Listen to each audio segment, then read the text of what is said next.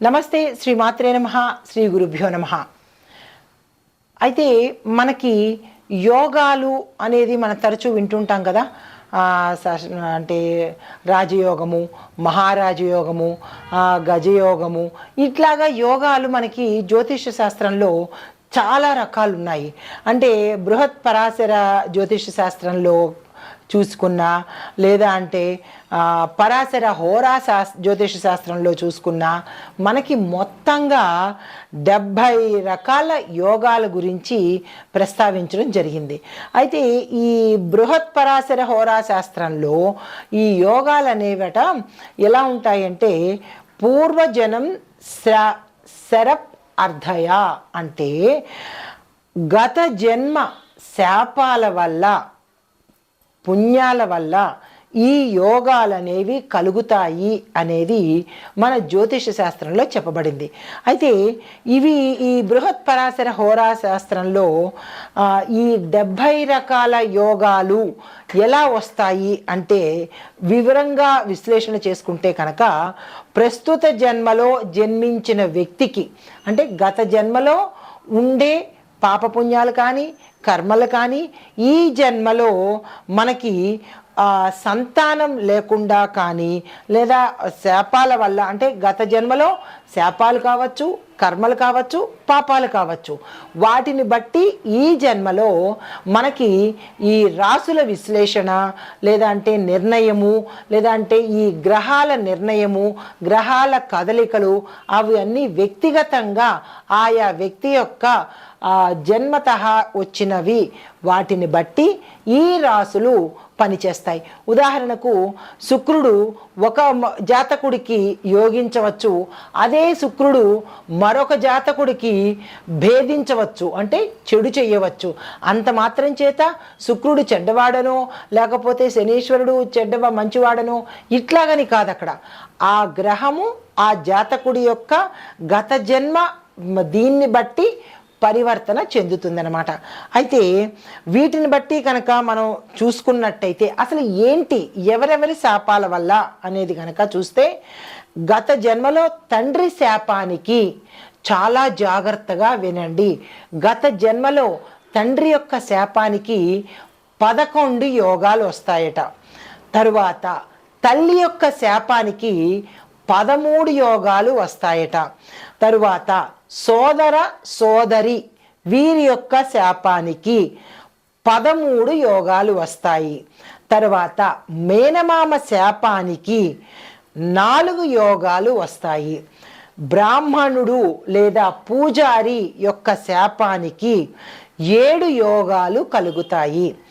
తరువాత భార్య, భర్తకు మళ్ళా చెప్పలేదు, భార్య జీవిత భాగస్వామి యొక్క శాపానికి 11 యోగాలు వస్తాయట. అంటే గత జన్మలో దుష్టాత్మ శాపాన్ని వివరించేవి 9 యోగాలు. ఈ యోగాలు అనేవి ప్రప్రధానంగా దేని మీద చూపిస్తాయి అంటే కనుక, సంతానం మీద, ఆరోగ్యం మీద చూపిస్తాయి. ఈ రెండిటి మీద ఈ యోగాల ప్రభావం పడుతూ ఉంటుంది. ధనము మీద, మిగతా వాటి మీద వేరే అంశాలు. ఈ శాపాలు అనేవి చాలామంది దీర్ఘకాలికంగా అనారోగ్యం పడుతూ ఉంటారు. మాటికి అనారోగ్యాలు, ఆపరేషన్లు, బాగోకపోవడము, ఇంట్లో బాగోకపోవడము, సంతానం లేకపోవడము, అంటే ఇన్ని రకాల కష్టాలు. అంటే కష్టాలు 2 రకాలే, కానీ ఈ కష్టాలలో అంటే సంతానం లేకపోవడము, తరువాత ఈ రకంగా భార్యాభర్తల మధ్య అన్యోన్యత లేకపోవడము, ఎక్కువగా వ్యాధి పీడితం జరిగేది గత జన్మ యొక్క శాపాల వల్ల ఈ అంశాలను మనం అనుభవిస్తున్నామన్నమాట. అయితే దానిలో భాగంగానే ఇప్పుడు మనం ప్రస్తావించుకునేది శని రాహు కలయిక వల్ల, ఆ కలయికని పిశాచ యోగము అంటారు. పిశాచ యోగము అంటే అదేదో పిశాచాలు భూతాలు అని కాదు. అక్కడ ఈ యోగం పేరు పిశాచ యోగము, అంటే ఎక్కువ కర్మను అనుభవించే యోగం అన్నమాట. ఇది రాహు శని యొక్క కలయికలు ఈ ప్రతి ఒక్క జాతకుడికి ఏ స్థానంలో జరగబోతోందో ఆ స్థానంలోనే ఎక్కువగా పీడించబడతాడు. దాన్ని వివరంగా ఇప్పుడు మనం తెలుసుకుందాము. అయితే ఖగోళ శాస్త్రంలో మనకి ఈ గ్రహాలు కదలికలు జరగడము, రాసుల్లోకి మారడము, ఒకేసారి కొన్ని గ్రహాలు పరివర్తనం అంటే ఒకే ఏక గీతలో ఉంటూ ఉండడము. ఇప్పుడు మనకి శివరాత్రికి అదే జరగబోతోంది. ఒక్కొక్కసారి 3 గ్రహాలు ఒకే గీతలో సరళ రేఖలో వస్తాయి, కొన్ని 5 వస్తాయి, కొన్ని ఒకేసారి 7 గ్రహాలు వస్తుంటాయి. ఇలాగా మనకి ఖగోళ శాస్త్రంలో వింతలు జరుగుతూ ఉంటాయి. ఈ జరిగే వింతలు మనిషి యొక్క జీవితం మీద ఎట్లాంటి ప్రభావం అంటే దేశం మీద పడుతుంది, దాంతో పాటుగా నేచర్ మీద పడుతుంది, జంతువుల మీద పడుతుంది. కానీ అవన్నీ మనకి వదిలేసుకుని మన మీద ఎట్లా పడుతోంది అనేది మాత్రమే మనం పరిగణలోకి తీసుకుని విపరీతంగా బాధపడుతూ ఉంటాం అన్నమాట. దేశ ఆర్థిక పరిస్థితి మీద పడినా అది మన మీద పడినట్టే కదా. అంటే అది అంతగా పట్టించుకోము. మన ఇంట్లో మనకేం జరుగుతోంది అనే బాధతోనే ఎక్కువగా మదన పడుతూ ఉంటాము. అయితే ఈ అంశంలో భాగంగానే ఈ శని రాహువుల యొక్క కలయిక ఇప్పుడు జరగబోతోంది. జ్యోతిష శాస్త్ర ప్రకారంగా ఒక రాశిలో నుంచి మరొక రాశిలోకి వెళ్ళడానికి ఒక్కొక్క గ్రహానికి కొంత సమయము ఏర్పడుతుందన్నమాట. అయితే ఈ సమయంలో అన్ని గ్రహాలకి అన్ని రాశులకి చుట్టడానికి మరికొంత సమయం ఏర్పడుతుంది. అంటే కొన్ని 30 సంవత్సరాలు తీసుకుంటే, కొన్ని 100 సంవత్సరాలు తీసుకుంటాయి, కొన్ని 17 సంవత్సరాలు, కొన్ని 19 సంవత్సరాలు. అంటే వాటి యొక్క గమనాన్ని బట్టి అన్ని రాశుల్ని చుట్టాలి కాబట్టి అంత సమయాన్ని తీసుకుంటున్నాయి అన్నమాట. అయితే ఇప్పుడు మనం ప్రస్తావించుకునేది 30 ఏళ్ల తర్వాత మళ్ళా ఇప్పుడు మీనరాశిలోకి మార్చి 29వ తారీఖున శని రాహు యొక్క సంయోగం జరగబోతోంది. తదుపరి రాశి వృశ్చిక రాశి. ఈ రాశిలో ఉండే విద్యార్థులకు చూసినట్టయితే పరీక్షల్లో మంచి ఫలితాలు సాధిస్తారు. వీరు ఏ పని తలపెట్టినా సక్సెస్ సాధించే అవకాశము, ఎంట్రన్స్ ఎగ్జామ్స్లో కావచ్చు, లేదా క్యాంపస్ ఇంటర్వ్యూలో కావచ్చు, లేదంటే విదేశాలు వెళ్ళడానికి అప్లికేషన్లు పెట్టడంలో కానీ, అక్కడికి వెళ్ళి అక్కడ సాధించడం కానీ, ఇలాగా విద్యార్థులు ఇంటర్నేషనల్ కానీ నేషనల్లో ఉండేవాళ్ళు కానీ అందరికీ కూడా అంటే విదేశంలో ఉండే విద్యార్థులకు కూడా మంచి సానుకూలమైన ఫలితాలు ఈ రాశిలో ఉండేవారికి కనబడుతోంది. మీరు ఏ ప్రయత్నం చేసినా సక్సెస్ సాధిస్తారు కాబట్టి తప్పనిసరిగా ఆ ప్రయత్నం చేసుకోండి. ఉద్యోగస్తులకు చూసినట్టయితే కొత్త అవకాశాలు వస్తాయి. కొంతమంది ఉద్యోగస్తులు అంటే కొన్ని రంగాల్లో పనిచేసే ఉద్యోగస్తులకు కొంత ఇబ్బందికర వాతావరణం కనిపిస్తోంది.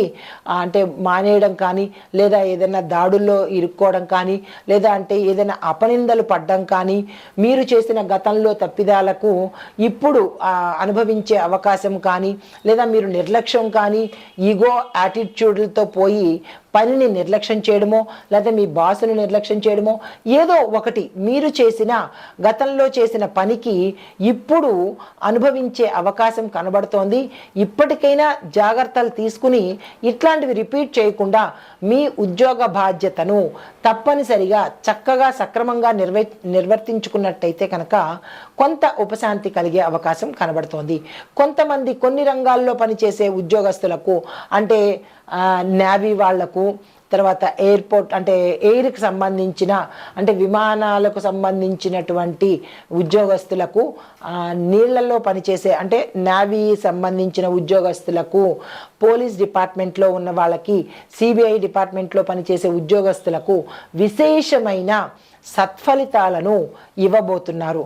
పేరు, ప్రమోషన్స్, ఏరియర్స్ రావడము, దాంతో పాటుగా ఆకస్మిక ధనప్రాప్తి రావడము, గౌరవప్రదంగా ఉండడము, ఇలాంటి మంచివన్నీ ఈ రాశిలో ఉండే ఈ ప్రత్యేక రంగాల్లో ఉన్న వాళ్లకు అనుగ్రహాన్ని కలిగిస్తున్నాడు. దాంతోపాటు వ్యాపారస్తులకు చూసుకున్నట్టయితే కనుక లాభదాయకమైన ఒప్పందాలను కలగజేస్తున్నాడు. లాభదాయకమైన ఒప్పందాలు అంటే ఎట్లా అంటే ఏవైనా అగ్రిమెంట్స్ చేసుకోవాలన్నా, భాగస్వామ్య ఒప్పందాలు కావచ్చు, మనీ రిలేటెడ్ ఒప్పందాలు కావచ్చు, ఇలాంటివి అంటే విదేశాలతో కానీ ఎక్స్పోర్ట్ ఇంపోర్ట్స్తో కానీ ఇట్లాగా మీరు ఏదైతే ఆర్థిక లావాదేవీలకు సంబంధించి ఒప్పందాలు కుదుర్చుకుంటారో అవి అన్నీ మీకు ఉత్తర లాభాలను తెచ్చిపెట్టే అవకాశమే కనబడుతోంది. దీన్ని మీరు వృధా చేసుకునే సమయం కాదు కాబట్టి దానికి తగిన ప్రణాళికలు తప్పనిసరిగా వేసుకోండి. తరువాత కుటుంబ పరిస్థితి చూసినట్టయితే కుటుంబంలో అన్యోన్యమైన వాతావరణం కనబడుతోంది. గతంలో ఆగిపోయిన ఏ పెండింగ్లో ఉండిపోయినా లేదంటే ఆగిపోయిన పనులు తిరిగి మళ్ళా ప్రారంభించే ప్రయత్నం చేయండి. అవి సజావుగా సాగిపోయే అవకాశం ఉంది. అది వివాహం కోసం కావచ్చు, లేదంటే గృహ నిర్మాణం కోసం కావచ్చు, లేదా కొంతమంది ఫ్యాక్టరీలు నిర్మాణాలు మధ్యలో ఆగిపోయి వదిలేయడం కానీ, లేదా అంటే దాని పూర్తిగా నష్టపోవడం కానీ ఇలాంటివి ఏవైనా జరిగినట్టయితే తిరిగి పునఃప్రారంభించే ప్రయత్నం చేయండి. సక్సెస్ సాధించే అవకాశం గోచరిస్తోంది. తరువాత కుటుంబంలో చూసినట్టయితే అన్యోన్యమైన వాతావరణం కనబడుతోంది.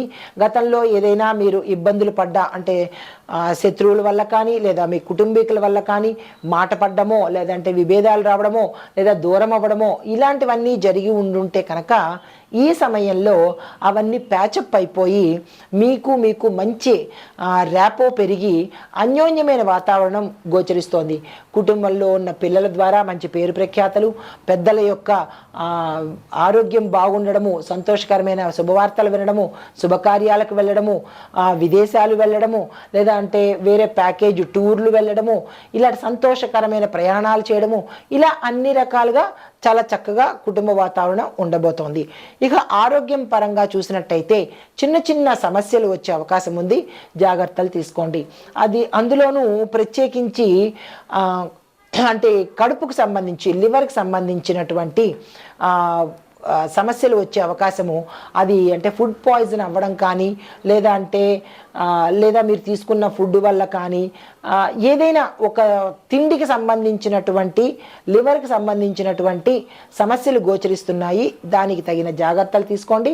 దీనితో పాటు మీ యొక్క ఆహార అలవాట్లను మార్చుకునే ప్రయత్నం చేసినట్టయితే మంచి ఆరోగ్యాన్ని మీరు పొందే అవకాశం కనబడుతోంది. అయితే మీకు చెప్పదగిన పరిహారము, మీరు శివాలయంలో తప్పనిసరిగా బిల్వపత్రాలతో అభిషేకం చేయించుకోవడము, అర్చన చేయించుకోవడము చేసినట్టయితే కనుక గ్రహ సంబంధిత దోషాలు కానీ రాహు సంబంధిత దోషాలు కానీ ఏవైనా ఉంటే కనుక అవి తీరిపోయి సానుకూలమైన ఫలితాలు పొందే అవకాశం గోచరిస్తోంది.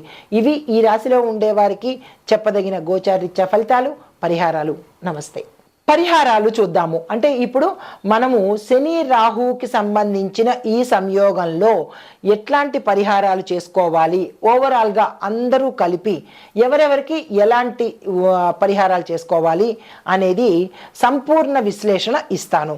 ముందుగా మొదటిది, శనిదేవుడికి దోష నివారణ కోసము ప్రతి శనివారము శనిదేవుడికి నువ్వుల నూనె దీపాన్ని వెలిగించడం మీకు మేలు చేస్తుంది.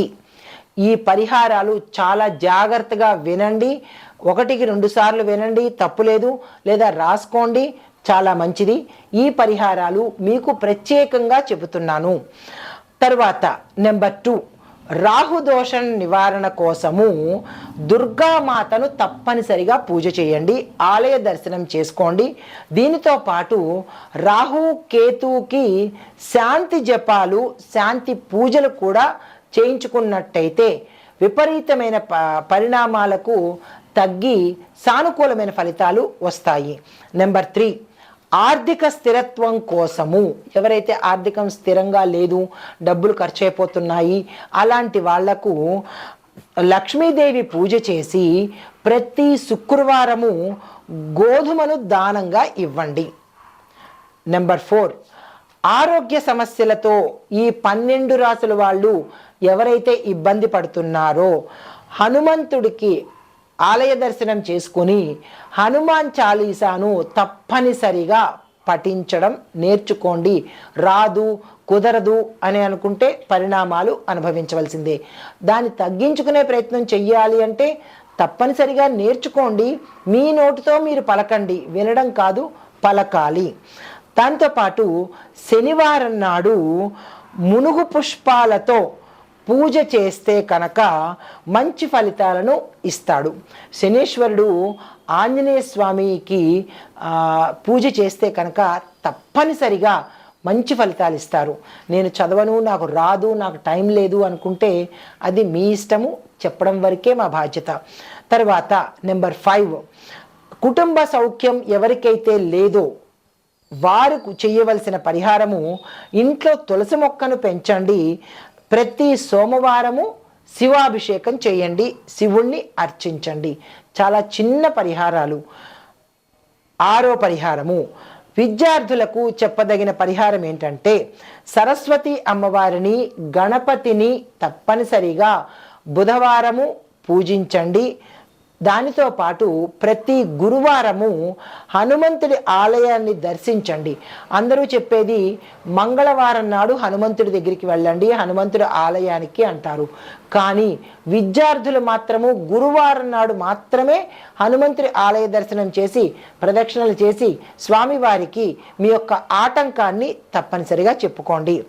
తరువాత 7వ పరిహారము, ఉద్యోగస్తులకు వ్యాపార అభివృద్ధికి ఎవరైతే కోరుకుంటున్నారో, ఇందాక మనం అనుకున్నట్టుగా ఉద్యోగస్తులకు బాగులేదు, వ్యాపారాల అభివృద్ధి లేవు అని అనుకున్న వాళ్ళు విఘ్నేశ్వరుణ్ణి తప్పనిసరిగా పూజించండి ప్రతిరోజు.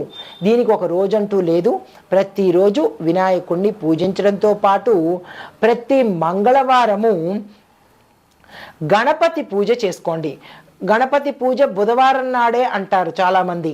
అయితే కొంతమంది ఎవరైతే బాధపడుతున్నారో వాళ్ళు ప్రతిరోజు చేసుకోండి. కుదరని పక్షంలో ప్రతి మంగళవారము తప్పనిసరిగా గణపతికి గరికమాలను సమర్పించి ఆ స్వామికి ఇష్టమైన బెల్లాన్ని నైవేద్యంగా పెట్టండి. ఇంకా అరటిపళ్ళు, చెరుకు పెడతాము అనుకున్న వాళ్ళు మీ శక్తి కొద్దీ అటువంటి నైవేద్యాలు పెట్టుకోండి. మాకు ఆ శక్తి లేదు అని అనుకున్న వాళ్ళు అధమపక్షం బెల్లాన్నైనా సరే నైవేద్యంగా పెట్టండి.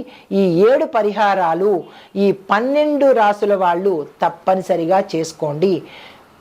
చేసుకున్నట్టయితే ఈ శని రాహు యొక్క సంయోగంలో, ఈ పిశాచ యోగంలో బాధలు పడకుండా సంతోషంగా ఉండేందుకు ఏ యోగాన్ని ఎవ్వరూ తప్పించలేరు.